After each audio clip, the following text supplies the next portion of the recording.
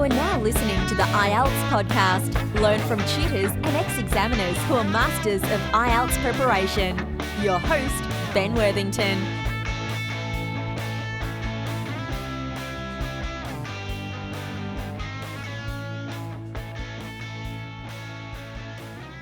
Hello there, IELTS podcast listeners. In this episode, we're going to listen to Maria. Maria is a student who took the online course, and she's going to share with us her experience and the end result. But at the end of the course, she'll tell us what happened with her IELTS scores. So, welcome to the podcast, Maria. How are you today?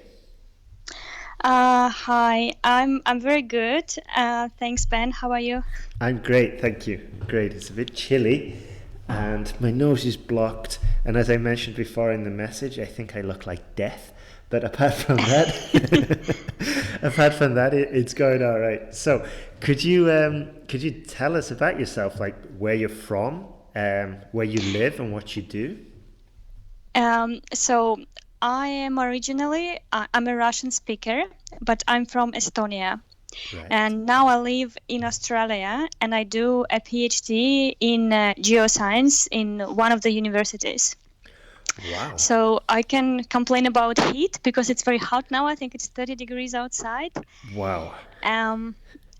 Yeah, and then the reason why I had to take IELTS, it's basically related to my stay in Australia and future job search. So I had to get sevens in every part of the IELTS. So this is how I ended up listening to IELTS podcasts. Gotcha. Okay. And you said that you, what was it, geoscience? Is that what you're doing your PhD in? That's what you study? Yes, exactly. I'm a geologist by education. Mm-hmm. So, yeah. I mean, it's a long story, I guess. Okay. And you'll finish your PhD, and then in order to stay in the country and work in the country, you had to take IELTS. Is that right? Yes, it's basically regardless of what kind of visa I apply for, I need to have a fresh IELTS test. I see. Before coming, yeah. Sorry. Oh, sorry. No. Should Go I for continue? it. Yeah.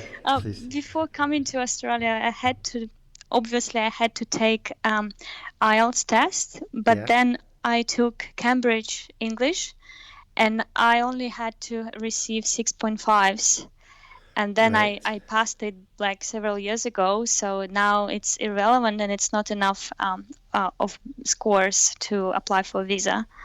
Gotcha. Okay, I was going to ask, like, if you're doing a PhD there, you must have taken the IELTS exam before, but you said you did the Cambridge exam instead of the IELTS, is that right? Yes, it was a long time ago, and it was like a weird decision. It's not really justified why I took one exam instead of the other. I just picked up the one that like popped up online first when I googled about the exams. Yeah, but I feel like I know enough about both of them. But for this time, I really wanted to do IELTS because I feel like it's more recognized for Australian visas. Absolutely. Yeah. I must admit, like in Europe, when I started teaching in Spain. I came over from England, and then within about a year or two, I was teaching English. And everybody in Spain was obsessed with the Cambridge First, Cambridge Proficiency, and all of this. And Cambridge was really popular. But then, in the last, 7 or 8 years, IELTS just really overtook the Cambridge exam. And it really is becoming the global certificate. Yep. Yeah. So you, how did you prepare for this IELTS exam? So it's been a long journey because I'm a PhD student, and I write lots of text every day. Mm-hmm. Then I practiced. I've really written a couple of essays. I've taken a couple of practice tests, and I went straight to exam. And of course, I failed. I failed terribly. My first IELTS scores were writing 5.5. That hurt. It hurt so much. And then I think I had 7 in speaking, 7.5 reading, 7.5 listening. And then it took me 6 months before I had like a courage to take a new test. And I like worked on my writing for 6 months, and then I had another attempt, which was successful. Excellent. Yeah. Okay, well, those 6 months, I'm really impressed, and I want to just suggest something to the listeners, that 6 months is a very smart and patient amount of time to work on your IELTS scores. I hear too many times about students like, I got 6.5, so I'm going to put in for the exam immediately after. And this is what I've called in the past the IELTS casino. You know, you just keep on gambling and gambling and gambling your money, hoping that you're going to get a 7, that you might just get a 7. Whereas your approach was infinitely more intelligent, infinitely more smarter, and you just like put in the work, a good solid 6 months of preparation, and then you didn't have to play the IELTS casino. You went in there and supremely prepared and much more confident as well. And obviously you didn't get all of these like hits and multiple hits to your confidence. You know, you got that one hit where you got the 5. Yeah, it was like a real body blow getting that 5.5, wasn't it? From what you said, it really hurt your confidence, no? It did. I think after I failed the writing part, I spent about maybe almost 2 months just recollecting myself and so I didn't really do much for the first 2 months. And then I started all the time throughout my preparation, I listened to the podcasts from you guys. They were like super helpful. I took notes.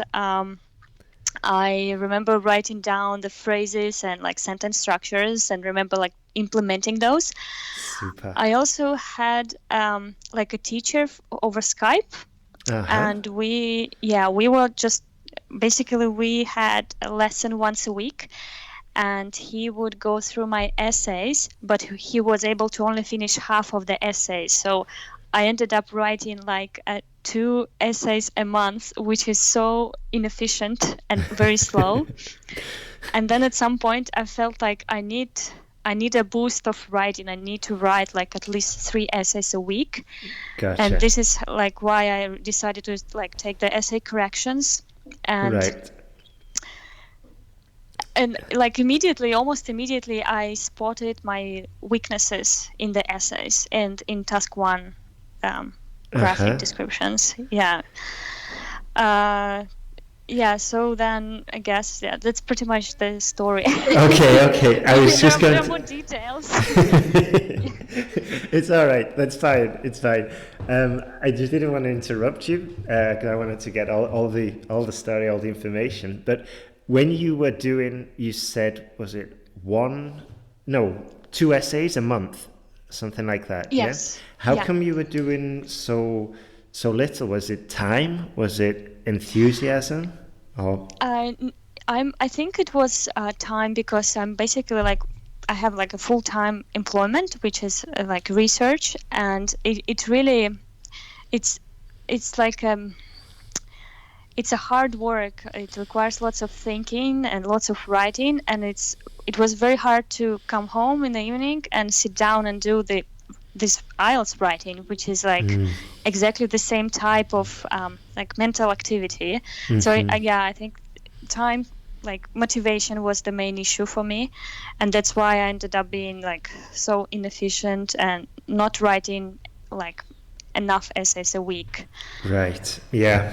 This reminds me, just the other day I recorded a podcast about procrastination, and one of the tips I gave, if you are suffering from procrastination or a lack of motivation or finding time or energy to write your essays, one thing I suggested was, as soon as you wake up in the morning, when your brain is fresh, you write out an essay. And even if that takes a lot of time and energy, you could just copy one out, a perfect essay found online, written by a native English speaker, copy it out word for word, and it's better than nothing. But if you leave it until the end of the day, your brain is shattered.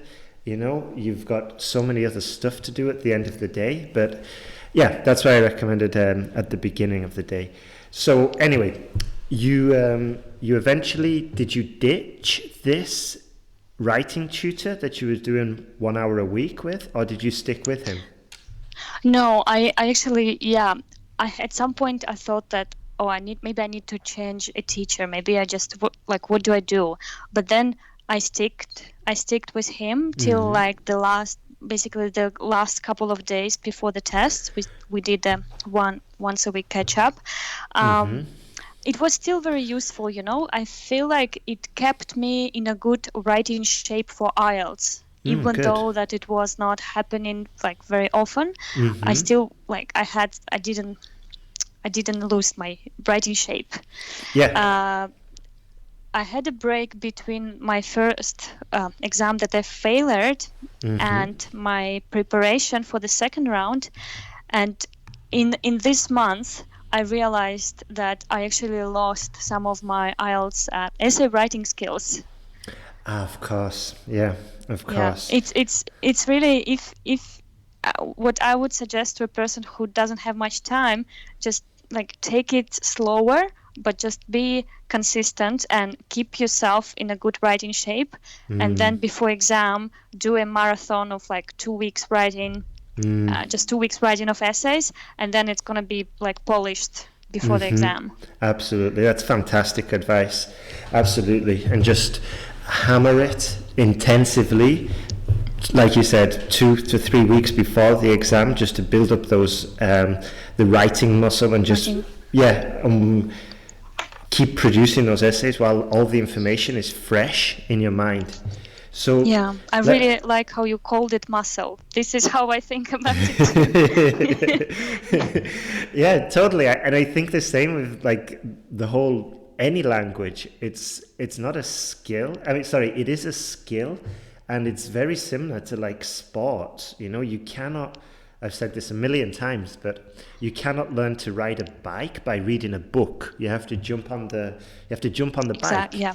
And it's the same with a language, especially if you're speaking or writing. You cannot learn about writing alone just by reading material about how to construct your essay, about topic-specific vocabulary. At the end of the day, you need to put pen to paper and start writing. And this is why, it's, in my mind, it's insanely close to a sport. And just like a sport, unless you're actually doing it, like you can't learn to play squash by reading a book about it. You need to get into the, you need to get into the court, you know, and play and be active. Okay, so I'm just a bit confused here. You did the first test, and you got 5.5, and then you took another test, and then did you, after the second test, did you get the results you wanted, or did you take another test after? Sorry, I didn't mention that. So when I took in my second IELTS round, I got 7 in writing, 8 reading, 9 listening, and 8 speaking. Wow, so you got a big improvement in pretty much everything, wasn't it? Yeah, I was very much surprised by 9 in listening. Although I think it's like the strongest skill out of all 4, I really didn't expect it to be higher than 8. So yeah, it was surprising. Well done there, Maria. That's excellent. Yeah, what I found was really helpful is just listening to English speaking podcasts in general, and also reading reading some good media which uses like advanced English, like The Economist or The Guardian. I think they have like very nicely written articles, and they are almost like text that you can see in the IELTS reading part. Absolutely. Yeah, I totally agree with you there. And yeah, I got hold of the Economist writing style manual, and it really is very similar to academic texts, the style that they write. And also with the Guardian and with the Economist, you're going to get updated on world events as well. So yeah, that's an excellent tip there. Excellent. So this is how you got your 9 in listening, through reading a lot of these sort of like academic standard or level or style texts and listening to English podcasts. Which podcast did you listen to? Well, apart from the IELTS podcasts, I listen to BBC documentaries. Good. Which is like a person somewhere in Japan goes to a prison which is full of elderly people, and he's like taking interviews and just explains the situation. So it's like really full of action podcast with all the sounds. Like it's incredibly interesting. It's not just not just English. And another good one is called 99% Invisible. It's kind of also similar to the documentaries one. About any possible topic you can like imagine. For example, the one I really liked was about Levi's jeans and how jeans were created and how they were like produced and how they became fashionable. So I think it really expands vocabulary, and I was getting used to hearing like sometimes my vocabulary is not very good, like it's not perfect, so I sometimes hear new words and it just like really they stick to my mind much better than That's fantastic. And you just reminded me of what AJ Hodge from Effortless English told me, like way back in one of the first episodes. He's like, you could listen to IELTS listening tests, but they're not going to be so interesting. It's better to find a topic that you like, and you're going to listen so intensely that you're going to even forget that it's in English. Exactly. And when you said as well that you're listening to the one about the jails in Japan, and you get all the sounds, it sounds really immersive, but also you're going to be getting all this new vocabulary about a fairly common IELTS topic, which is like crime and society. And I imagine, I think from what you were saying, you're quite an active listener as well, so I could imagine you taking notes and writing down this new vocabulary. Yes, I'm a bit chaotic with that, but I did I did try to do so. No, but this is a really good way.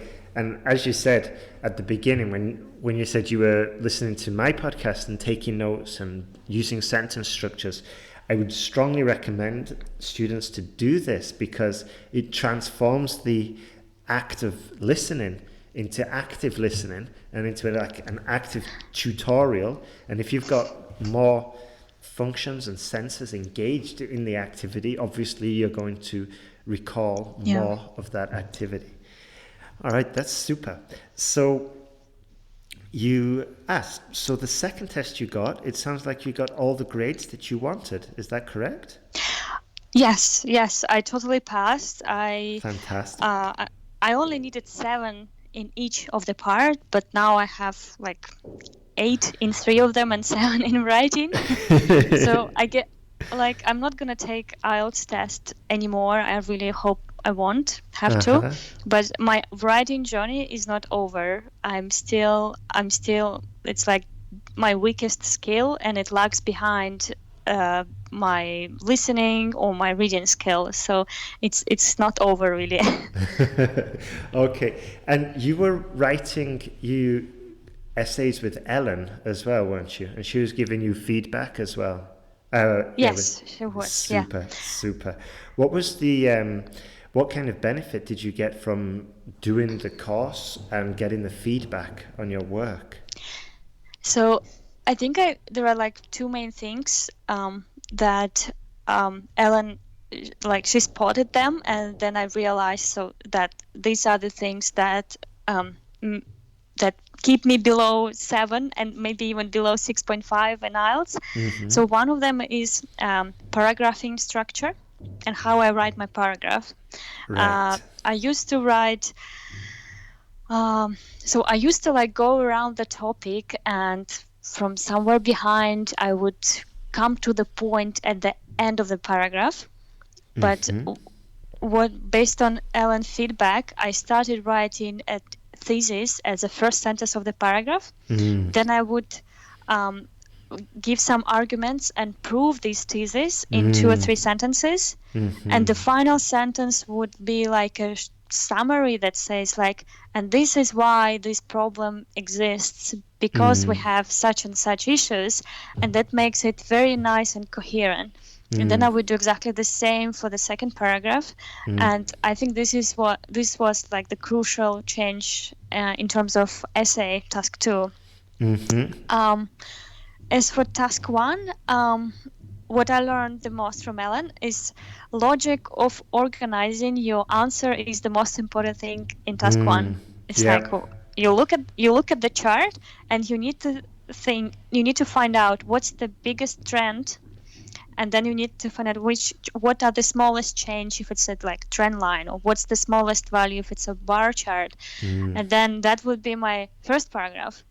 And in the second paragraph, I would go and compare and contrast things and make sure I actually like show some like differences and contrasts, because I think this is what they're looking for. Totally. One cool tip that she gave me is, as a reader, she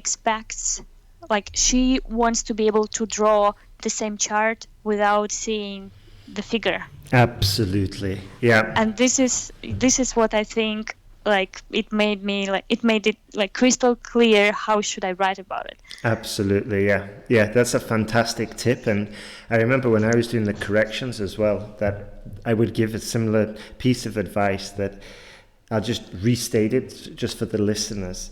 Like, when you're writing this, you want the reader, or the examiner in this case, to be able to recreate the graphic from your text, or at the very minimum get a very good overview, because as I've mentioned before, it's not a wise idea to mention every data point, but you want them to get a rough idea and be able to reformulate, recreate it from your text. So I think that's a good like test, if you're practicing with a writing partner, if they can recreate the graph from your text. So that's super. And then what would you say to, let's dive into your test day, if that's okay. Good one. So you were doing your test in Australia, yeah? In which city were you? I was in Adelaide. This is the city where I live. And it was actually Australia Day, when they celebrate diversity and they give out like citizenship. So it was a very symbolic day to do a test. Maybe the examiners were all in a good mood, but I should add this to my tips, take your test on a national holiday when everybody's happy. No, but anyway, sorry, I got distracted. So what happened on your test day, please? Well, I think one of the important things is my test was in the afternoon, and that was on purpose, because once I saw that I have a chance to take a test at 1 p.m. instead of 9 a.m., I felt like that means that I can sleep as long as I need.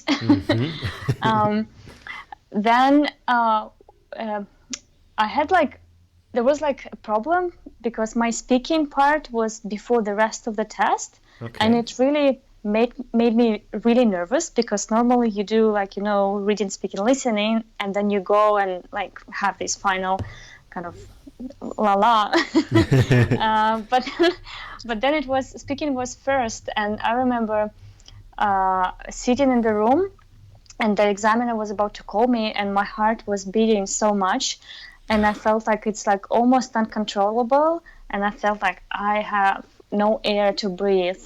Oh, And whoa. I just like started breathing with like lower belly, like taking deep breath. It calmed me down a bit, but it was still very nervous throughout the speaking test, and I honestly thought I did very bad. Wow. Okay, so that's quite an Yeah. intense experience, isn't it? Yes. Wow. Yes. And there were. Sorry, What? did Sorry. your breathing exercises, like breathing from deep below, did that have any effect? Did that calm you? Yeah. This diaphragmal breathing. It's This is what people do in yoga and meditation. They breathe with lower kind of belly, not with the upper chest, because when you breathe with upper chest, you take short breath. It's like short and fast, but with this diaphragmal breathing, you are like, it's like it has something to do with psychology. I mean, it's proven and it works. So Fantastic. people do it in yoga. I think breathing exercises are definitely worth doing if you have like heart jumping outside of your chest. That is super. You've given me an idea for a future episode. So thank you for that, Maria. Okay, and then so you managed to calm yourself down and get into like a better state of mind for before the speaking started. Is that right? Yes, I was. Yeah. It helped, and exactly the same like sort of heart adrenaline rush was just before listening. You know, when you put the earphones on and the screen is already on and it's like it's about to start. Then again, like I had this exactly the same feeling, but it was just, you know, as soon as I hear the test, I switched off completely, and I was so immersed, so focused. So I think, yeah, this is why it was 9 out of 9. Wow. Yeah. Well done. That's super. And then, so you had the listening, and did you do the breathing exercise before the listening as well? Is that right? Yes. Gotcha. Yes. Yeah. To calm the heartbeat. Yeah, I did. Super. That must have just brought you right into the zone, and you just and then and you went on and you absolutely nailed it and got a 9. So well done there, Maria. You should be very proud of those results. And then in the speaking, sorry to just go back to the speaking, but what kind of questions were you getting and how did you respond? Yeah, that was funny. So the first question was it was so funny. She asked me, "Do you like to look up to the sky? Like, do you like looking into the sky or something like that?" And I was like, "What?" Yeah, it's my hobby. I do it 10 hours a day. Yeah. and then I talked about how I wish I had this time, and then it's we should pay attention to such details in our lives. And the other question she asked me is about little lies, like if little lies are good or bad. And I think the examiner actually went along with my discussion. I don't think she like continued to ask me questions she had in front of her. I think she kind of commented on my answers, and because I think it was either part 1 or part 2. She really didn't look at the questions. She just engaged, and it was very different experience from my first IELTS test when I had a lady who just drilled me with very similar questions, and I felt like I already answered these questions. You are repeating them. Interesting. Very interesting. And so this one, she just kind of dumped the script that she had in front of her. She stopped looking at it and just engaged with you, and you had a pleasant conversation. Is that right? Yeah. Yes, it felt like that. And I really calmed down a bit because I saw that she's kind of enjoying. Yeah, and then there was this question for a monologue, or like this 2-minute question, and it was about like talk about a situation when somebody didn't tell you complete truth. Right. And for that, it's another good tip I'd like to share. Before going to exam, like 2 days before, I opened IELTS speaking questions, just like list from, I don't know, December, from like different people. Probably everyone they collect the data and share it. Yeah. And then I just had this like 2 A4 full of questions, and I started writing like approximate answers, like what would I say if I have this question, and I would just write ideas. And Super. when she asked me this question about incomplete truth, I immediately had the answer, because I remember like seeing this question already. So it really helped me. And also another thing, I've done exactly the same for IELTS essay topics. Genius. Excellent. Because sorry, I keep talking. No, it's perfect. It's perfect, Maria.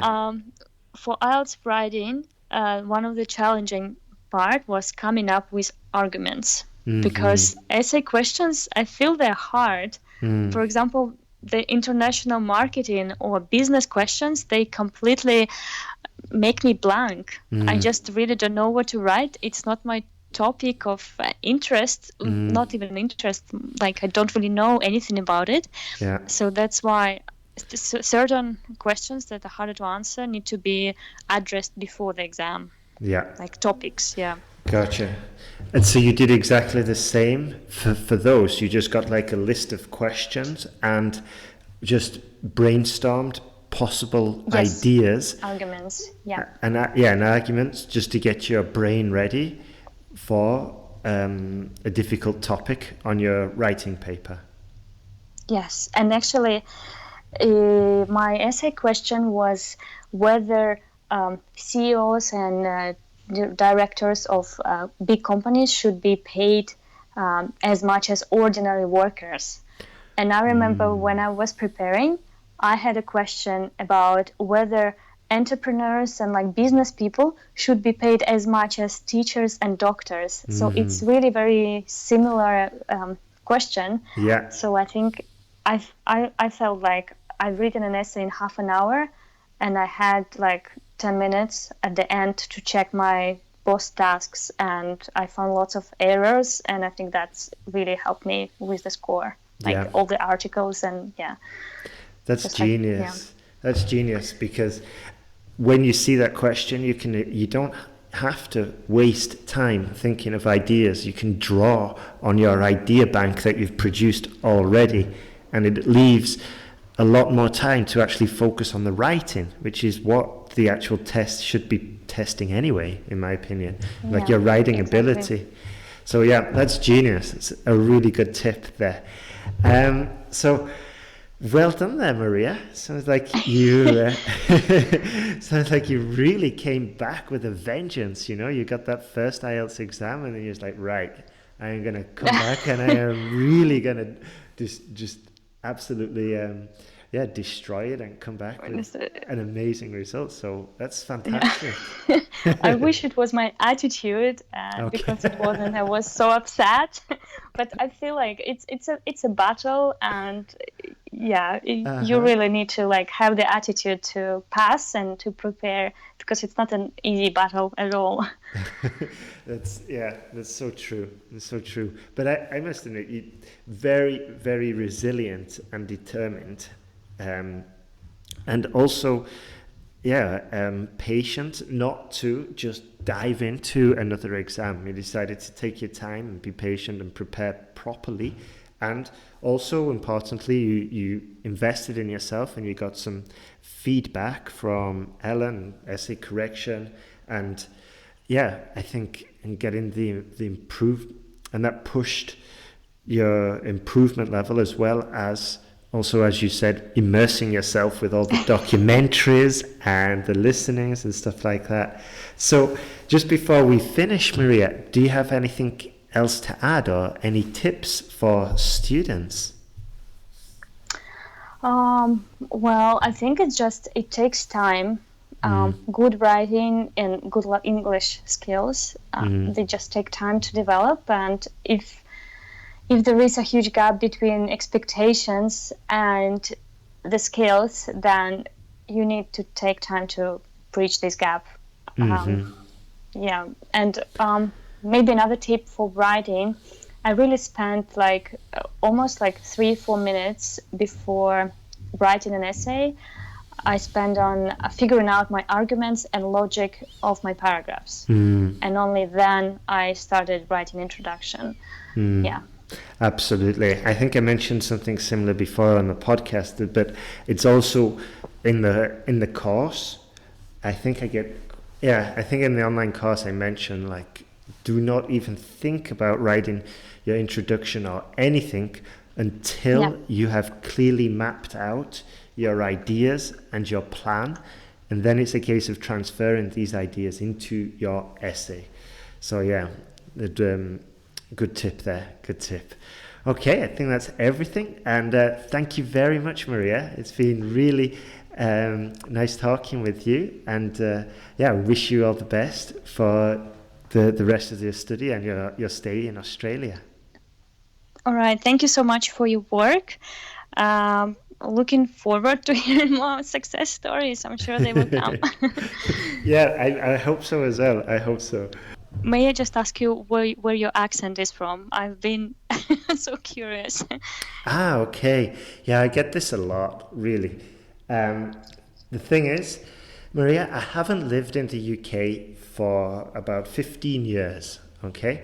But when I did, I lived in Huddersfield, and this is where I grew up, in Yorkshire, right? Okay, right. It's near Manchester.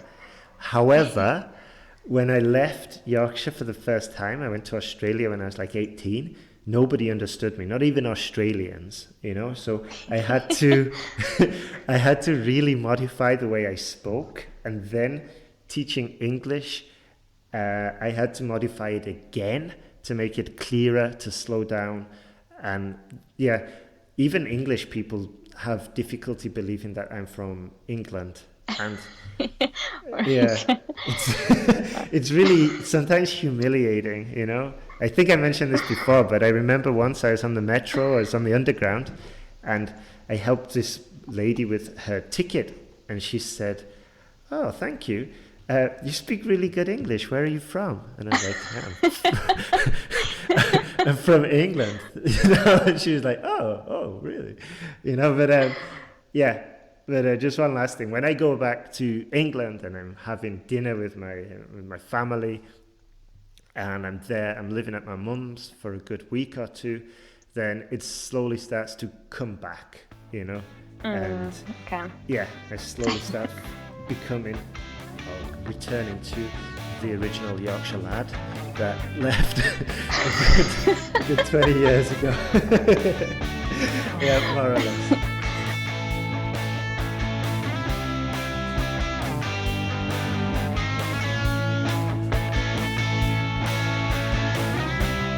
Thanks for listening to IELTSPodcast.com.